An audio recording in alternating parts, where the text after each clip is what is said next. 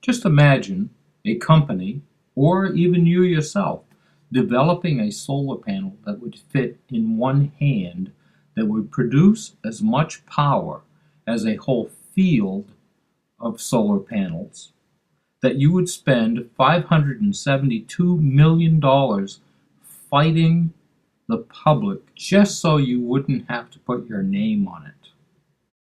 Or a new kind of window that produces electricity. Or a vehicle that runs on a fuel cell that only has to be charged every so many years.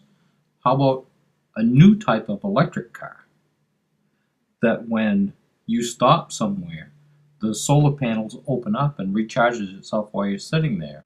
Or how about a solar-powered tent while you're camping?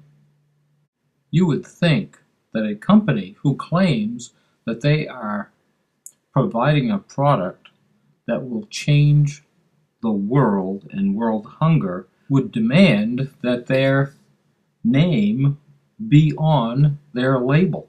Instead, they've spent $572 million to prevent that from happening. So what do the polls say that people want? Polls consistently show that more than 90% of the people want GMOs labeled. What is a GMO? What is a genetically modified food? GMO stands for genetically modified organism. Basically what it is food made in a laboratory. Until the last 20 or 30 years, this is food that has never existed before in humanity.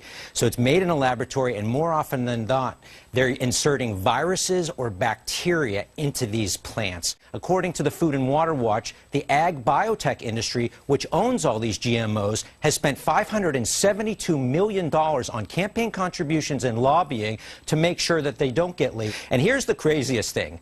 The U.S. As if that wasn't crazy enough. Go ahead. Here's the U.S. Patent Office gives patents to these genetically modified So a patent on food. Yes, they have a patent. So they say you get a patent because it's unique and different. Yet the FDA says, no, genetically modified food is no different than non-genetically modified food. So the FDA says it's the same thing, and the U.S. Patent Office says it's unique and different. And it's one of the real injustices in our country that GMOs are not labeled. David Suzuki said, any politician or a scientist who tells you these GMO products are safe is either very stupid or lying. And he couldn't be more correct. Do you know that Monsanto's is the only one that is allowed to do scientific research on their products? That's right, the only ones that are allowed to do scientific research on Monsanto's GMO products is Monsanto's.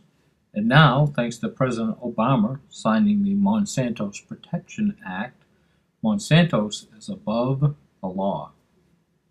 Do you think that it could be because of people like Michael Taylor, who was the former vice president of Monsanto's and is now the deputy commissioner of the FDA?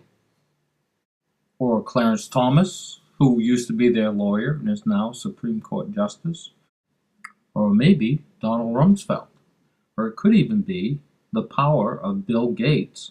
The truth is, it doesn't matter if it's one of them or all of them. The bottom line is our food supply is in serious trouble and being compromised by people who are only after profit and could care less about your health. So if there's any way that you can, get on board and try to stop this insanity.